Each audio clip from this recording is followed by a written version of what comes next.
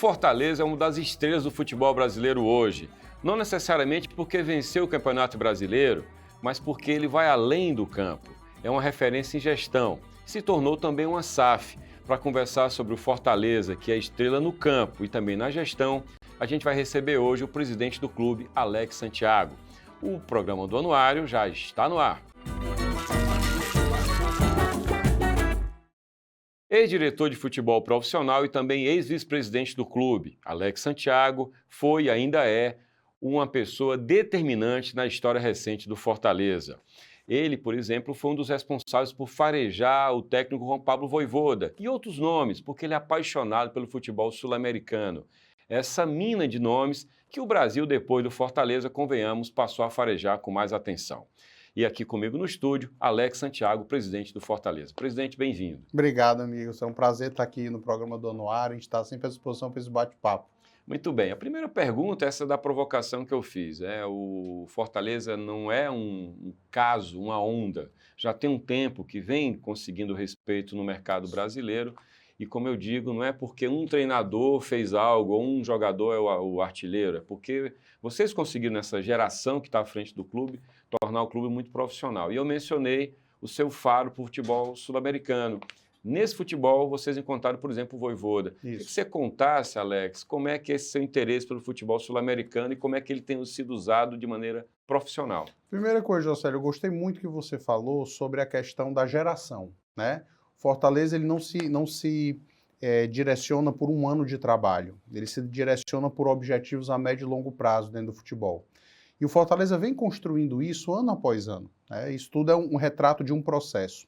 Você falou sobre a questão do mercado sul-americano, que eu gosto sempre de falar, a gente tem feito essas experiências, né, sul-americanas dentro do Fortaleza, não como algo que seja modista ou porque é bacana ter passaportes estrangeiros no clube, mas porque é uma alternativa de mercado dentro do futebol hiperinflacionado do Brasil. O Fortaleza, dentro de uma limitação de orçamento, ele não tem como disputar com outros gigantes do futebol brasileiro, atletas brasileiros que estão em alta. Então, o futebol sul-americano, até por conta da questão da dolarização da economia, o Brasil tem mais força na moeda que muitos países sul-americanos, isso nos torna mais competitivos com muitos grandes outros clubes da América do Sul. Por exemplo, um grande clube do Paraguai, o Cerro Porteño, Fortaleza tem um orçamento parecido com o do Cerro Porteño. Um outro grande clube da Argentina, por exemplo, o Racing, o Independiente, que são grandes clubes da Argentina. O Fortaleza compete com eles. Agora, se eu for competir com o Atlético Mineiro, com o Flamengo, com o Palmeiras, eu vou perder. Com o Grupo City, com o Bahia, por exemplo, eu vou perder. Então, o mercado sul-americano ele se tornou uma alternativa de competitividade para esse Fortaleza dentro do modelo orçamentário dele. Por isso que hoje nós temos cerca de 12, 13 estrangeiros trabalhando no Fortaleza, entre atletas, comissão técnica, staff, né? E nós temos assim tido muitos aprendizados importantes com novas culturas do futebol, principalmente do futebol argentino, né? Nós temos 6 atletas argentinos, 5 membros de comissão técnica argentina. Então nós temos os ganhos, mas deixando bem claro que isso é pensado sob uma lógica de um ganho esportivo, mas também de uma competitividade financeira do Fortaleza dentro desse mercado. Traduzindo, né, não é alguma coisa empírica, Não. né? Tem um sentido prático. Você tocou no ponto, né? Você está comparando o orçamento do Fortaleza, que no mercado brasileiro é menor que os outros, Isso. mas guardadas as proporções, na proporção da economia, ele se equivale a grandes times sul-americanos. Exato. Isso explica também por que a Argentina passou a ser esse alvo tão forte da gente. A economia argentina não vai bem, ficou plausível trazer. Pergunto, né? Você concorda que o Fortaleza foi pioneiro nisso no Brasil ou você seguiu alguém que tenha sido benchmark nisso? Uma coisa que me chamou a atenção, Josélio, foi o que disse o Rubem Insua, treinador do San Lorenzo, ano passado veio aqui, a gente ganhou de 3-2 É o time na do Papa, né? Sul-Americana, o time do Papa. É. E o treinador falou uma coisa que era exatamente assim, o nosso plano para o clube. Ele disse assim, eu não sei se vocês estão reparando, isso na coletiva de imprensa, mas aqui estão fazendo uma experiência de mistura dos passaportes brasileiros e argentinos de uma maneira como nunca se viu. Ele até dizia, não é só um jogador argentino aqui, são vários atletas com a comissão técnica argentina, com uma diretiva brasileira e com jogadores brasileiros. E essa simbiose, ela nos traz frutos muito interessantes. Então, quando a gente pensa dentro de uma perspectiva de médio e longo prazo, a gente percebe que o Fortaleza está se tornando um clube com um DNA diferenciado no Brasil, né? Porque nós estamos sabendo receber melhor os estrangeiros, a gente está sabendo como tirar melhor o proveito daquilo que eles têm para nos entregar, e eu costumo dizer que os argentinos, eles são os profissionais da bola. São caras cumpridores de contrato, caras que vêm aqui com a disposição de trabalhar, de cumprir as regras do clube, e isso gera uma cultura muito positiva, uma atmosfera de cumprimento de cultura muito positiva dentro do clube. Então isso tudo são ganhos que nós vamos tendo e o Fortaleza vai se transformando nessa experiência muito autoral do ponto de vista de futebol. Então o Fortaleza tem esse diferencial. Essa rivalidade do futebol brasileiro com o futebol argentino, você diria que ela em nenhum momento foi um empecilho para vocês mirarem a Argentina como essa usina? Em nenhum momento, principalmente pelo profissionalismo deles. Eu gosto sempre de deixar isso muito claro. Você me pergunta, você acha o jogador brasileiro mais talentoso que o argentino? Sim, sem dúvida. O jogador brasileiro é imprevisível. Você vê que o Moisés... O Brites vai ouvir isso também, o Machuca vai ouvir. Eles são bairristas, mas você vê, por exemplo, que nós pudemos resolver um lance com o drible do Moisés, e assim como o do Machuca também. Tá. Mas o jogador brasileiro, tecnicamente, ao meu ver, ele é super dotado. Porém, o argentino, ele tem uma disciplina, ele tem um profissionalismo que é muito importante também e que ajuda, né, dentro do ambiente a trazer coisas boas. Não que não existam jogadores brasileiros profissionais, existem muitíssimos, mas o argentino ele tem uma cultura de respeito às regras, de disciplina, que faz muito bem a atmosfera do clube internamente. A gente, como eu disse no começo, não está vivendo uma onda, não é uma ou duas temporadas, tem um tempo que vocês têm conseguido esse padrão. Qual é o risco que o clube corre de perder o padrão? O clube vai perder o padrão se ele perder as diretrizes. E as diretrizes, elas são dadas por quem está à frente. Enquanto as pessoas que estiverem à frente não se deixarem lidar as intempéries do futebol, que é muito perigoso, porque normalmente quem está à frente são torcedores. Sim, é passional. E esses torcedores são sujeitos à paixão, à raiva, à euforia. Não, só para te interrompendo, presidente, na arquibancada eu vi gente pedir a cabeça de treinador de jogador por causa de uma partida. Quer dizer, ele quer que o clube resolva a vida financeira dele, afetiva e no trabalho, a vida toda dele, né? E a gente não pode deixar isso contagiar a tomada de decisão. Eu lembro que em 2022 nós passamos 4 meses na lanterna da Série A. Isso está o quê? 20 rodadas, mais ou menos, né? Um turno quase todo. A gente veio sair da última posição na 18ª rodada e na 22ª a gente saiu da zona de rebaixamento. Em qualquer clube brasileiro, o Vojvoda teria sido demitido. Ele sabe disso. Muita pressão. Muita pressão. E nós fomos muito pressionados. Marcelo, eu, né, à frente do futebol. Pressionado dentro da diretoria também, imagino. Também, assim, não de uma maneira direta, mas sempre talvez, perguntando ali o que é que a gente... E assim, a gente foi muito firme no sentido de o trabalho está sendo bem feito. Agora, por que é que a gente faz isso? É à toa? É defender a continuidade pela continuidade? Não é. É porque a gente está todos os dias na beira do campo, assistindo os treinos. E a gente via que o trabalho era bom, Josélio. A gente via que o trabalho dele era bem feito, mas os resultados não estavam acontecendo por uma série de fatores, como o excesso de calendário, o grupo era enxuto, a gente jogando pela primeira vez no Libertadores e ao mesmo tempo o brasileiro foi novo pra gente, a gente estava aprendendo. Um banco limitado também de nome, né? O elenco enxuto, a reposição ali talvez não estava tão no mesmo nível naquele momento, em 2022, mas a gente soube entender esses elementos e não fez o que muita gente queria que a gente fizesse, que era o mais simples, que era demitir. E não ia resolver o nosso problema. Porque o Anderson Moreira tem uma frase que é muito interessante. Ele diz o seguinte: quando um treinador é demitido, o problema para o treinador acabou, que ele vai para casa. Agora, o nosso problema está lá no outro dia, dentro do clube. Então a gente tem que saber a tomada de decisão correta para poder tirar o clube daquela situação. Por falar nisso, falando de demissão e falando de admissão, né? Sim. Um dos responsáveis por farejar o Juan Pablo Vojvoda lá no Chile foi você, por conta disso que eu falei no começo, de ser um adepto. Sempre. Né, como dizem em Portugal. Um nerd de assistir tudo. De ver jogo no mercado sul-americano. E aí, ao mesmo tempo, o Fortaleza, quando trouxe o Rogério Ceni, naquele momento ali, um ponto de inflexão no clube, trouxe não um treinador bem resolvido. Ele tinha tido uma experiência frustrante no São Paulo. Mas vocês apostaram na grife, também na grife, na força da marca Rogério. Com o Vojvoda a lógica foi a mesma? Não adianta trazer um grande treinador brasileiro que vai ser caríssimo, mas trazer alguém que a gente acredita. Eu vou dizer uma coisa. Por indicadores? Eu vou dizer aqui uma coisa que pode até soar muito dura para o mercado de treinadores brasileiros. Nós vamos, às vezes, atrás dos estrangeiros, porque muitos brasileiros dão sempre um motivo ou outro para não vir trabalhar no Nordeste. Porque tem um preconceito, rejeição, o que é? Não sei, Ou não sei se uma má fama não dos sei, gestores não também? sei se talvez seja a questão da fama dos gestores, não sei se talvez seja por uma questão logística, mas eu estou falando, Jocélio, não baseado em achismo próprio, não. Eu estou Tá. falando baseado em experiências que eu tive no mercado. Tá. Quando a gente liga, e a gente sempre tem aquela, não, eu estou aqui com situação que não vai dar para ir. Aí o que é que nós vamos fazer? Nós buscamos um bom treinador estrangeiro que para ele dá igual, é Liga Brasileira. Tá. Eu tô atuando, tô trabalhando na Liga Brasileira. Dá igual se é no Rio Grande do Sul ou no Nordeste, eu estou atuando na Liga Brasileira. Sim. Então nós vamos para esse foco e hoje a Série A tem 11 treinadores estrangeiros e 9 brasileiros, ou seja, os estrangeiros ultrapassaram os brasileiros. Eu vejo que nos mercados alternativos, como nós aqui no Nordeste, o Cuiabá no Centro-Oeste, muito por conta disso, porque às vezes você busca os treinadores do eixo Rio-São Paulo e eles não querem vir para o Nordeste. É um direito, livre mercado. Tá. Mas nós também temos o direito no livre mercado de buscar treinadores estrangeiros. Talvez passe também por isso, como eu insisto no ponto, de ter um preconceito com se aquilo fosse um indicador de uma fase ruim da carreira, não está entre os grandes. Talvez. O estrangeiro não vê assim.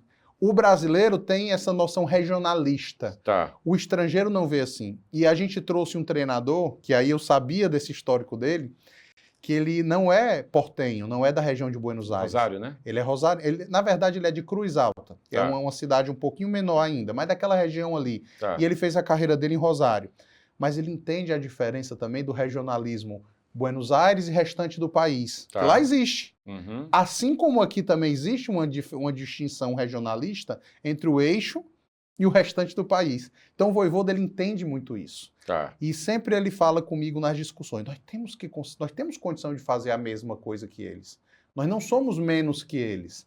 Essa ideia é muito importante para o nível de evolução que o Fortaleza tem hoje. A infra que o Fortaleza tem hoje, ela é quanto abaixo da infra de um grande clube brasileiro? Eu estou falando de estrutura física, eu estou falando de um investimento que vocês fizeram na época do Ceni, por exemplo. Sim, assim, na verdade, existe assim, uma fala muito grande sobre a infraestrutura daquela época do Ceni, porque ali foi um boom muito importante de estrutura. Porém, a estrutura segue sendo evoluída e o Vojvoda é um cara bacana, mas esse é um dos temas que ele mais bate. Né? Para ano a ano a gente ter ganhos estruturais que possam fazer com que o clube trabalhe melhor. E essas questões infraestruturais, até ressaltar aqui, o Marcelo sempre coloca isso como uma preocupação muito grande dentro do clube. Porque nós não podemos pagar o mesmo salário que o Gabigol paga para o Flamengo. Mas nós podemos dar a mesma regeneração que o Flamengo dá lá, a gente pode ter os mesmos aparelhos aqui, e temos. Tá. Nós podemos ter a mesma ambientação interna dos quartos onde os atletas se hospedam dentro do PC, igual a do Atlético Paranaense, e nós temos. Então a gente tenta igualar, Jocélio, a questão onde a gente pode. Dentro da questão da infraestrutura, da regeneração, da logística, a gente está investindo muito em voos fretados esse ano. Então, a gente busca diminuir essa disparidade aonde a gente pode, e o Fortaleza ele tem evoluído de uma maneira muito grande. Eu lhe digo assim com sinceridade, Fortaleza hoje tem entre as 10 melhores estruturas do futebol brasileiro. E isso passa, como você disse, por uma evolução constante, né? Uma evolução ano após ano. Todos os meses investindo sempre em algum valor da nossa receita para obras. O PC sempre está em obras, né? Tá. A gente já fez esse ano, por exemplo, nivelamento de área de campos, que a gente tinha 2 campos, um de aquecimento e um principal lá no PC. Fez a entrega do lounge dos atletas, onde eles podem lá estar concentrados e terem uma área de lazer moderna. Estamos concluindo a zona da fisioterapia nova do clube. Então, Fortaleza está toda hora evoluindo de alguma maneira, algum espaço novo. Com relação ao papel, seu papel como presidente, do Marcelo, o papel dele como CEO, queria que você explicasse o que é que cabe a cada um nessa gestão. Claro, assim, o meu papel hoje é de presidente da associação. Portanto, o meu trabalho hoje nessa divisão que houve do futebol e na SAF, e a associação ficar sobre a presidência do clube, ele trata sobre valorização da marca do clube, trata sobre licenciamento dessa própria marca, trata sobre outros esportes que não o futebol. Então nós temos hoje um futsal competitivo, temos um basquete jogando na NBB, temos um time de handebol que é decacampeão cearense, temos várias modalidades, são 19 modalidades. Temos a atleta olímpica nos representando no vôlei de praia, que é a Rebeca. Então, o Fortaleza, temos futebol americano muito forte, também muito competitivo que o time tem. Então, o meu papel é de fazer a gestão desses outros esportes, de fazer o licenciamento da marca e a proteção da marca do Fortaleza, e sempre estar representando o Fortaleza institucionalmente, em ações de responsabilidade social ou o que quer que seja. E o Marcelo é o CEO da área do futebol, tudo aquilo que associa-se ao futebol. Marketing comercial, licenciamento de produtos, tudo referente a futebol, gestão de sócio-torcedor. Porém, ele sabe disso, que eu sou um cara que não consigo me afastar do gramado. E a gente tem assim uma sintonia muito fina. Por isso que as coisas, né, caminham muito bem no clube. Sem vaidade, sem necessidade de ego, de exposição por conta de cargo. A gente trabalha por Fortaleza ser maior. E ele permite bastante que eu esteja nas tomadas de decisão do futebol, e hoje eu estou à frente do futebol do clube, né? Do ponto de vista prático, estou à frente do futebol do clube, gerenciando lá com o Bruno, com o Júlio, com o Marcelo Boeck, com o Daniel de Paula Pessoa e com o próprio Marcelo, as coordenadas dentro do futebol profissional do Fortaleza. Bom, o clube virou uma SAF, né? Virou. Mas você não tem o grande investidor capitalista que Ainda se espera. não, ainda não. Por isso que eu falei ainda, né? Qual o desenho de SAF que o Fortaleza tem e em que medida esse investidor vai alterar esse desenho? Primeira coisa que eu acho, a gente primeiro precisa desmistificar na cabeça do torcedor brasileiro de que SAF é derramamento de dinheiro e é título. Não é. SAF é um meio para capitalizar um clube. Se essa capitalização vai ser bem sucedida ou não, depende de uma série de coisas, inclusive da gestão. Ok. Digo isso por um motivo muito claro. Botafogo virou SAF. Qual foi o grande título que o Botafogo conquistou até agora? Foi o de quase campeão do ano passado. Quase campeão. O Cruzeiro virou SAF. Qual foi o grande título que a SAF do Cruzeiro ganhou? A venda do Ronaldo pro Pedrinho. O Vasco, a 777, também transformou o Vasco em SAF. Qual foi o grande título que o Vasco ganhou até então? Agora a SAF está afastada, a 777 está afastada da SAF do Vasco e a associação retomou o controle. Então está uma confusão. E não só isso, eu digo, por exemplo, o Grupo City. Perdeu a final do Campeonato Baiano, foi eliminado da Copa do Nordeste. O que eu estou querendo dizer é isso, é que o torcedor entenda nessa nova realidade que não é uma transformação que o clube vai se tornar uma potência internacional do dia para a noite. A SAF é um meio. Se ela vai ser finalisticamente bem sucedida, depende de quem gere esse recurso. O fato de o clube, o Fortaleza, ser um clube estadual, no sentido de não é um clube nacional. O Flamengo, muito em função da sua história, de Rede Globo nos anos 80, né? Daquela geração de Zico, é um time com dimensão nacional imensa. Assim como o Corinthians, os times do eixo Rio-São Paulo. Um clube como Fortaleza, presidente, ele tem que pretensões de mercado? Ele pode ser o segundo time de muito torcedor do Brasil inteiro? Vocês enxergam o mercado dessa forma? Eu vou lhe dizer que pelas participações internacionais que Fortaleza tem tido ano após ano, eu me surpreendo muito como essa nossa marca está sendo conhecida na América do Sul. Quando a gente anda pela América do Sul e a gente está, né, todos os anos nas competições sul-americanas, buscando sempre estar nelas, a gente está massificando a nossa marca ali, né? E o Fortaleza ele tem uma pretensão muito clara. Primeira pretensão, você falou, Fortaleza é um time estadual. Eu não sei mais se é tão estadual assim. Tá. Eu já acho que é um clube que tem um alcance regional bem interessante. A gente já tem, por exemplo, iniciativas como os Atletas de Cristo no Maranhão, embaixadas no Piauí, e aí você vai crescendo essa amplitude de Mas são cearenses possibilidade de capitalizar. Nem todos. A gente trouxe uma meninazinha para assistir o jogo do Fortaleza, chamada Thalina, lá do Maranhão, maranhense. E por conta do projeto social de um maranhense que simpatiza com Fortaleza, ela já é torcedora do Fortaleza e é maranhense. Sim. Então, é esse processo de regionalização da marca que a gente pode buscar, né? Fortaleza ele é um clube com valores bons, que gosta de dar bons exemplos e gosta de dar orgulho ao torcedor nordestino, né?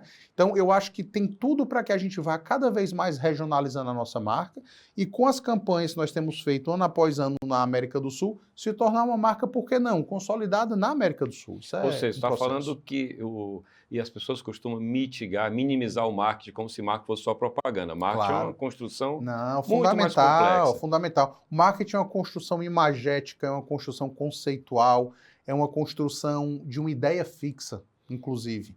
E isso vai trazendo efeitos a médio e longo prazo. E Né? dentro dessa lógica de marketing, o senhor diria que dentro do que vocês desenharam está a ideia de ser um clube com torcedores na região do Nordeste, a princípio, é isso? Sem sombra de dúvidas. Fortaleza ele tem essa pretensão. Eu sempre costumo muito dizer, acompanho muito futebol americano, né? Tá, E eu sou torcedor do Seattle Seahawks, sei. que fica ali lá no noroeste dos Estados Unidos. E nos outros estados, ao lado de Washington, que é onde Seattle é a capital, não existem outros clubes da Liga Nacional de Futebol Americano. Então, muitos torcedores dos estados ao redor começam a torcer para o Seattle Seahawks. Tá. Por que é que nós não podemos ter esse efeito aqui também? Por que não? E como é que tangibiliza isso, presidente? Aí você tem que ter noções de capilarização da sua marca. Uma delas são as embaixadas, que é muito bem coordenada pelo nosso diretor de embaixadas, o Yuri Pinheiro, mandar um abraço aqui para ele. Nós temos embaixadas hoje ao longo do Nordeste todo, que se tornam não apenas polos de reunião desses torcedores, como são órgãos administrativos avançados do clube, que permitem os membros da embaixada votarem para presidente do clube. Olha que interessante. Você vai tornando, de maneira em pontos avançados em outros estados, representações do Fortaleza, onde pessoas têm capacidade de voto, inclusive, nas eleições do clube. E aí também elas têm facilidades, por exemplo, para poder levar produtos para lá, para poder vender no mercado local, Tá. né? Tem incentivos, e aí você vai capilarizando a marca do Fortaleza. Esse é o caminho. O meu irmão torce Ceará, vamos mudar isso lá.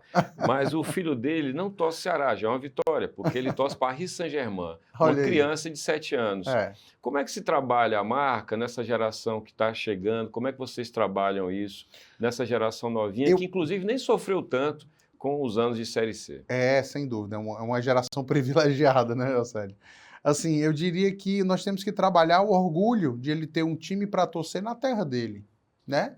Um time que é capaz de jogar contra qualquer equipe do Brasil de maneira competitiva, um time que é capaz de chegar numa final de campeonato continental, como nós já chegamos, e que, portanto, se ele tem um time dessa grandeza para torcer dentro da cidade dele, por que é que ele vai ter que torcer para times de fora, né? Nós temos time para torcer aqui.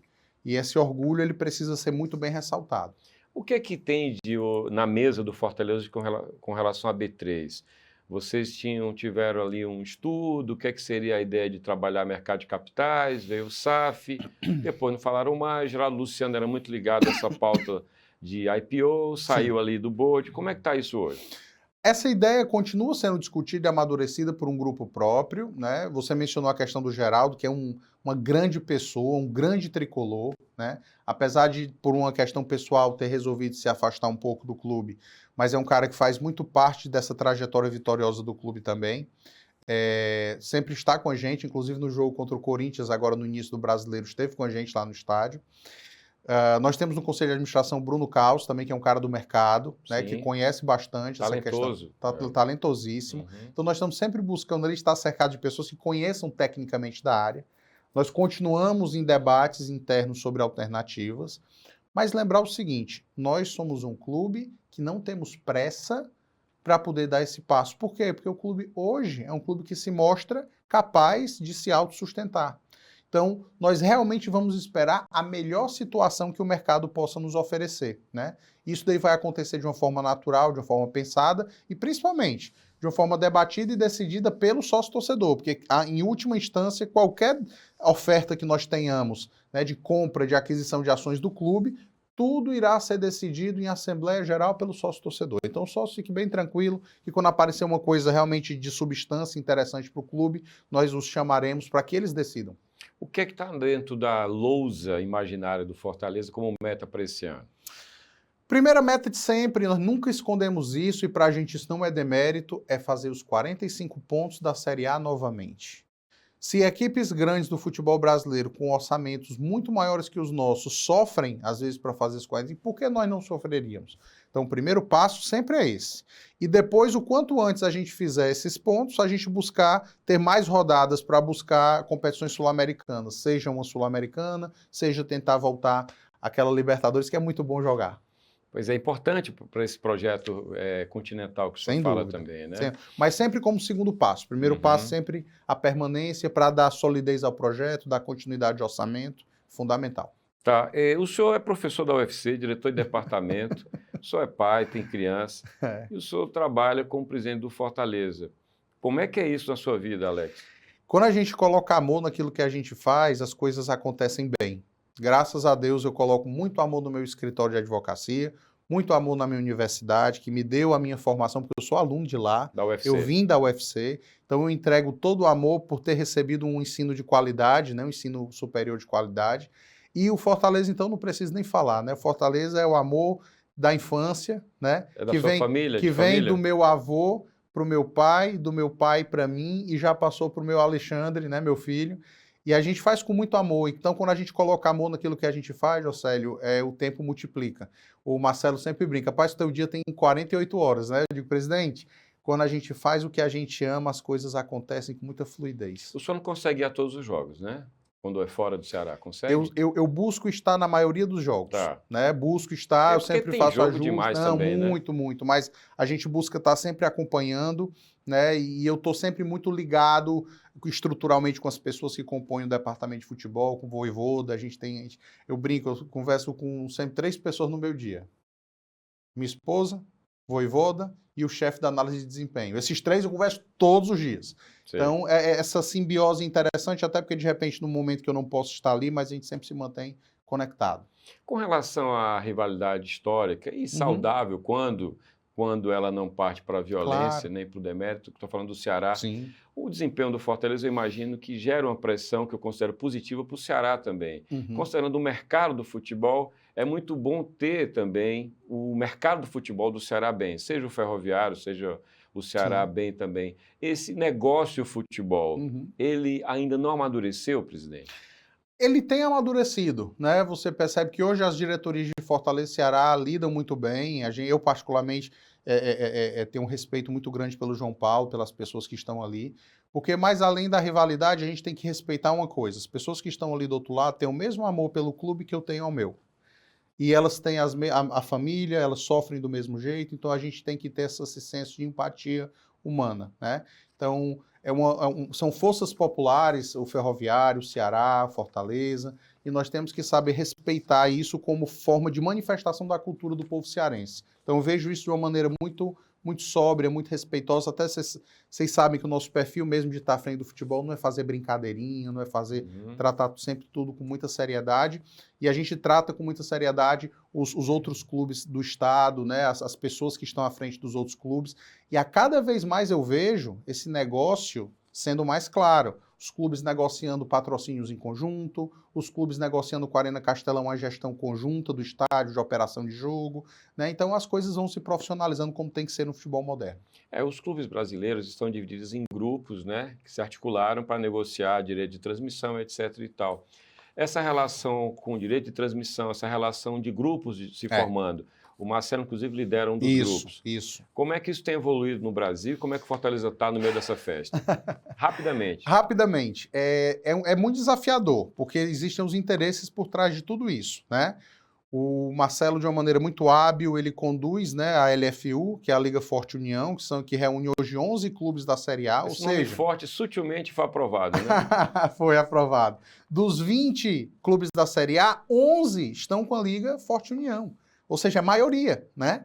E o Marcelo conduz de uma maneira muito hábil isso, sempre observando uma ideia mais igualitária de distribuição de recursos no futebol brasileiro, até porque a distinção muito grande, que tradicionalmente sempre houve no futebol brasileiro, prejudica o produto futebol. É ruim para todo mundo porque é mais desigual.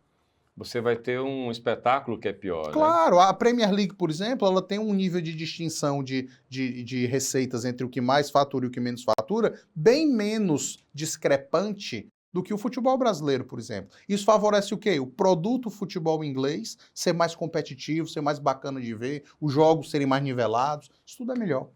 Presidente, muito obrigado pela entrevista, desejo boa sorte para o clube. Eu não escondo que eu sou torcedor do Fortaleza, embora tenha imenso respeito por todos os outros, pelo Ceará também. Muito obrigado pela entrevista. Muito obrigado, José. A gente está sempre à disposição lá do clube a você. Muito obrigado. Eu conversei com Alex Santiago, presidente do Fortaleza, lembrando a você que um dos capítulos mais procurados do Anuário do Ceará é exatamente o capítulo Futebol Cearense. A gente traz a ficha completa dos clubes, orçamento, perfil da diretoria, a história dos escudos. Tudo que você quiser saber sobre futebol cearense, você encontra nesse capítulo do Anuário do Ceará.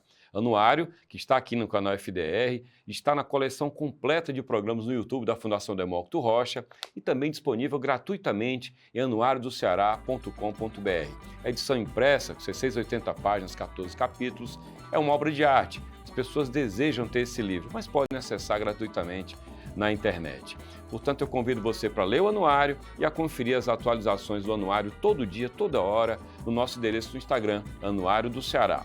O Instagram da Fundação Demócrito Rocha é Fundação Demócrito Rocha. Obrigado, até o próximo programa.